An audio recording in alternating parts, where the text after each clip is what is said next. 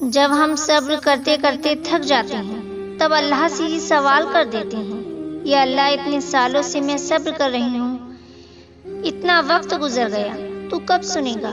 تو اللہ فرماتا ہے، اے میرے بندے، اب صبر کے زمانے گزر گئے، اب صلے کا وقت ہے، اب بات سسکنے کی نہیں رہی، اب قبولیت کا وقت ہے، اب مسافتیں ختم ہونے کو ہیں، اب آنسوؤں کو مسکراہٹوں میں بدلنے کا وقت ہے، کسی اور کا نہیں، اب یہ تمہارا وقت ہے۔ آپ کو پتہ ہے صبر کرنا دنیا کا سب سے مشکل کام ہے، لیکن جب صبر آ جاتا ہے تو دنیا کا مشکل سے مشکل کام بھی آسان لگنے لگ جاتا ہے۔ جب صبر آ جاتا ہے تو جان سے پیارا شخص بھی سامنے کھڑا نظر نہیں آتا۔ جب صبر آ جاتا ہے تو دل کو سکون آ جاتا ہے۔